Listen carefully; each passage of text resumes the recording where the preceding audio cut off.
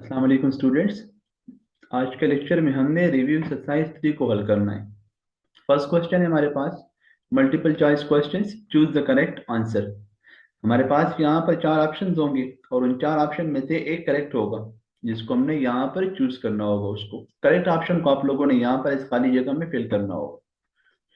Part number 1 है हमारे पास, if a power x is equal to n then. ये आप लोगों के पास एक्सपोनेंशियल फॉर्म है और इसको आप लोगों ने लिखना है लॉगरिथमिक फॉर्म। ऑलरेडी हम डिफिनीशन ऑफ लॉग में इस चीज को डिस्कस कर चुके हैं डिटेल के साथ।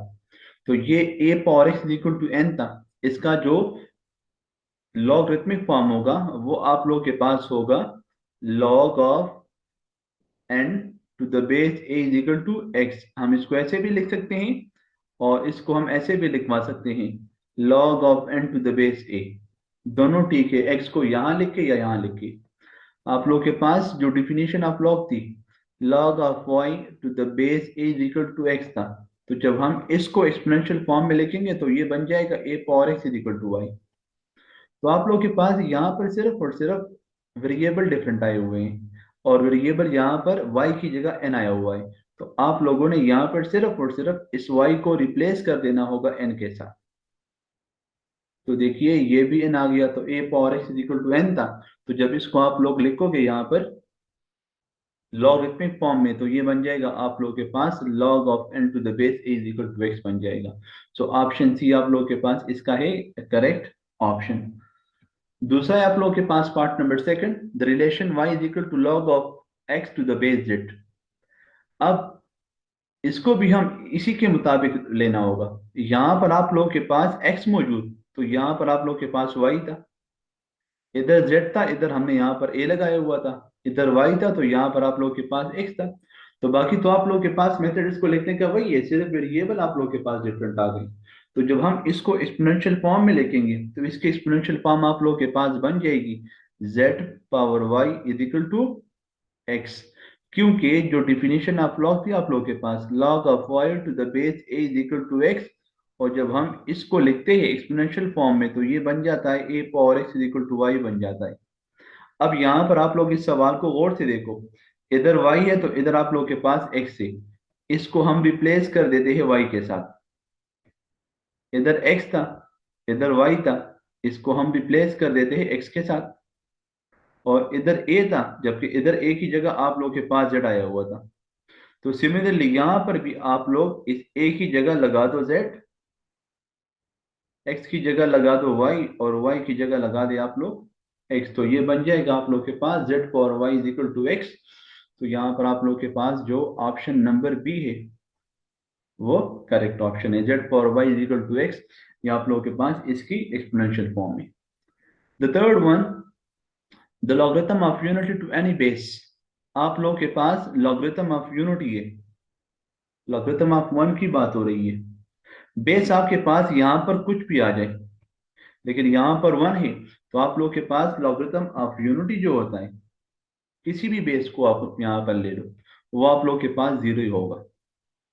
सो ऑप्शन डी यहाँ पर आप लोग के पास है करेक्ट ऑप्शन। पार्ट नंबर 4 है, the logarithm of any number to itself. अब आप लोग के पास एक प्रॉपर्टी हमने प्रूफ की थी कि जब आप लोग के पास जिस नंबर का हम लॉग फाइंड कर रहे हो वो और उसका बेस सेम हो जाए तो वो हमारे पास वन के बराबर होता है। तो यहाँ भी वही बात लिखी हुई है, the logarithm of any number to itself is base. अगर बेस भी वही हो नंबर भी वही हो तो फिर वो आप लोग के पास फिर बराबर होगा वन के।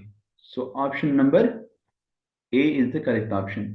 तो logarithm of any number to itself as base, आप लोग के पास कोई भी नंबर हो और बेस भी आप लोग के पास वही आ जाए तो फिर वो आप लोग के पास वन के बराबर होता है। यहाँ पर हमने फाइंड करना है नंबर 5 में log ऑफ ई को। ई की वैल्यू यहाँ पर हमारे पास गिवन है, तो जब हम log ऑफ ई को लेते हैं यहाँ पर तो ई की वैल्यू तो हमारे पास है 2.718 है। तो हमें लॉग टेबल से इसको देखना होगा। जब हम लॉग टेबल में 27 को 1 में चेक करते हैं और 8 में चेक करते हैं तो ये हमारे पास रिजल्ट देता है 43, 30 और प्लस जब इसको हम 8 में चेक करते हैं तो वहां पर रिजल्ट 13 होते हैं आप लोगों के पास। इन दोनों को ऐड करें तो ये बन जाएगा आप लोग के पास 3 4 3 4।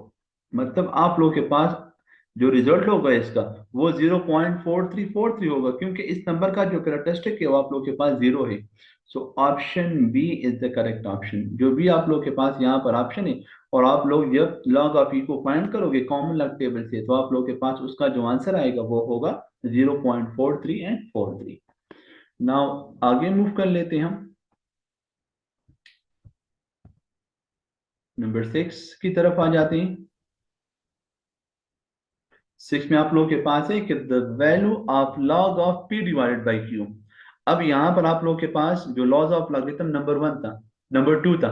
1 आप लोगों के पास मल्टीप्लिकेशन और एडिशन की बात थी, और दूसरे में आप लोगों के पास डिवीजन और सब्ट्रैक्शन की बात थी।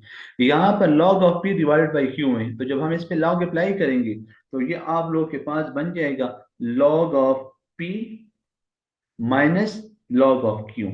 ये आप लोग के पास बराबर होगा लॉग ऑफ पी की और लॉग ऑफ क्यू की, क्योंकि आप लोग के पास जो लॉ ऑफ लॉगरिथम थी, log of m divided by जो एन था, वो बराबर था आप लोग के पास log of m minus log of n के बराबर था।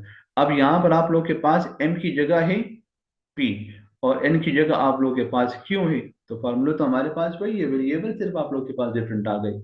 लॉज ऑफ लॉगरिथम आप लोगों ने वही यूज करनी है। नंबर 7 है आप लोग के पास log of p minus log of q. अब यहाँ पर ये आप लोग उल्टा आ रहा है, इधर हमने डिवीजन को खत्म किया, सब्ट्रैक्शन आ गया। यहाँ पर आप लोग के पास ये मौजूद है, तो इसको आप लोगों ने वापस सिंगल लॉग में लिखना होगा। तो जब हम इसको सिंगल लॉग में लिखेंगे तो ये आप लोग के पास बन जाएगा log of P divided by log of Q बन जाएगा। एंड नंबर 8 आप लोगों के पास है log of M power N. तो लॉग कि लॉ के मुताबिक जब पावर आएगा तो पावर आप लोगों के पास लॉग से बिफोर आ जाएगा, तो ये बन जाएगा N into log of M. तो यहाँ पर अगर आप लोग देखो तो ऑप्शन ए बी और डी यहाँ पर ठीक नहीं है, option C is the only correct option. ये आप लोगों के पास इसका करेक्ट और सही ऑप्शन है। नंबर 9 है आप लोगों के पास log of a to the base b multiply by log of b to the base c। अब यहाँ पर आप लोगों के पास वो सेम बेस वाली प्रॉपर्टी है, सेम बेस वाली लॉ है आप लोगों के पास। तो ये भी और ये भी आप लोग के पास खत्म हो जाएंगे, तो आप लोग के पास जो लॉज ऑफ लॉगरिथम नंबर 4 थी, आप लोग के पास इधर रह जाएगा a और इधर आप लोग के पास रह जाएगा सी।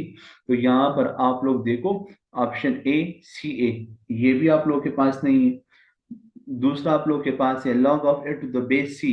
तो ये और ये ऑप्शन आप लोग के पास देखें तो ये सेम है, ये आप लोग के पास इसका जो होगा करेक्ट ऑप्शन होगा, क्योंकि log ऑफ बी ए ये भी नहीं है, सी बी भी नहीं है। सो ओनली वन ऑप्शन आप लोग के पास यहाँ पर जो मौजूद है वो बी है, और बी इसका सही आंसर है। Number 10 log of X to the base Y will be equal to. तो ये भी हमने यहाँ पर जो लॉज ऑफ लॉगरिथम नंबर 4 था उसके मुताबिक हमने इसको लेना है, और उसके मुताबिक हमने इसकी जो वैल्यू है वो यहाँ पर आप लोगों ने लिखवानी है, क्योंकि वहां पर हमने इसको दो फॉर्म में लिखा हुआ था। तो दो फॉर्म आप लोग के पास यहाँ पर अगर आप लोग इसको गौर से देखो और इसको आप लोग ऑब्जर्व करो, तो ये आप लोग के पास बराबर है log of X to the base Z divided by log of Y to the base Z. क्योंकि यहाँ पर देखिए जेड जेड आप लोग के पास सेम आ रहा है, सेम बेस वाला है, तो ये सेम बेस यहाँ से खत्म हो जाता है, आप लोग के पास इधर रह जाएगा x और इधर आप लोग के पास रह जाएगा y। तो आप लोग के पास यहाँ पर जो करेक्ट ऑप्शन है इसका वो है ऑप्शन नंबर सी, क्योंकि ये ऑलरेडी हम कर चुके, इसको हम ऑलरेडी प्रूफ कर चुके। यहाँ पर हमने इसको सिर्फ मल्टीपल चॉइस क्वेश्चन के फॉर्म में इसको हल करना है और देखना है। जेड और जेड आप लोग के पास खत्म हो जाते हैं, तो फिर ये आप लोग के पास बराबर होता है log ऑफ एक्स और टू द बेस वाई के बराबर होता है। सो नाउ आगे मूव कर लेते हैं। नेक्स्ट हमारे पास है fill in the blanks, complete the following. आप लोगों के पास इसको आप लोगों ने कंप्लीट करना है, आसान है, कुछ मुश्किल नहीं है। For common logarithm the base is. तो ऑलरेडी हम इस बात को डिस्कस कर चुके कई दफा कि जब आप लोग के पास कॉमन लॉग की बात होती है तो उसका बेस आप लोग के पास जो होगा वो 10 होगा। उसको हमने ब्रेग्स लॉगरिथम भी कहा था। The integral part of a common logarithm, हमारे पास कॉमन लॉगरिथम में दो हिस्से होते हैं, एक इंटीग्रल पार्ट आप लोग के पास होता है, दूसरा आप लोग के पास डिसिमल पार्ट होता है या फ्रैक्शनल पार्ट होता है। तो इंटीग्रल पार्ट को हमने नाम दिया था कैरेक्टरिस्टिक।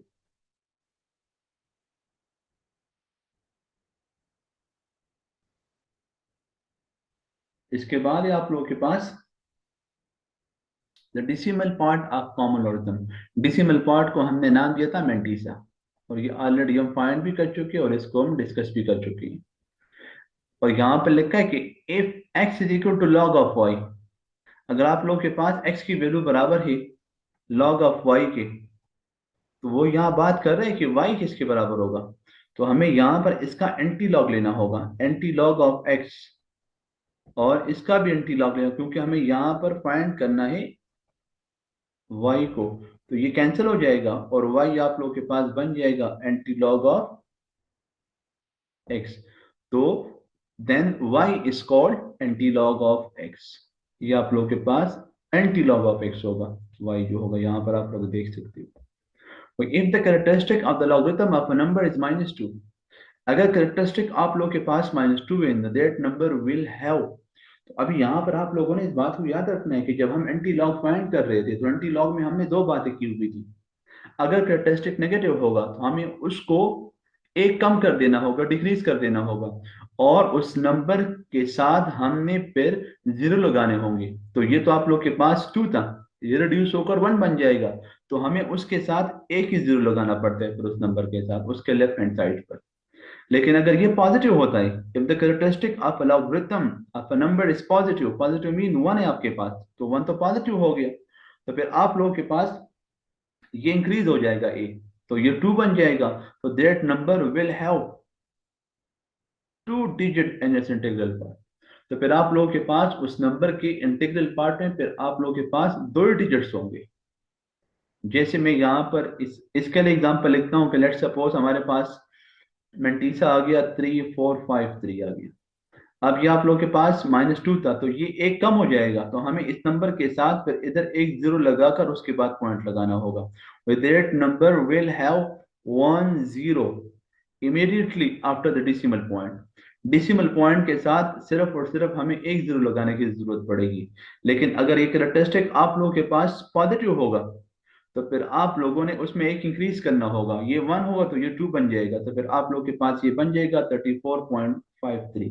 अब यहाँ पर देखिए इसके इंटीग्रल पार्ट में आप लोगों के पास दो डिजिट्स यहाँ पर आगे।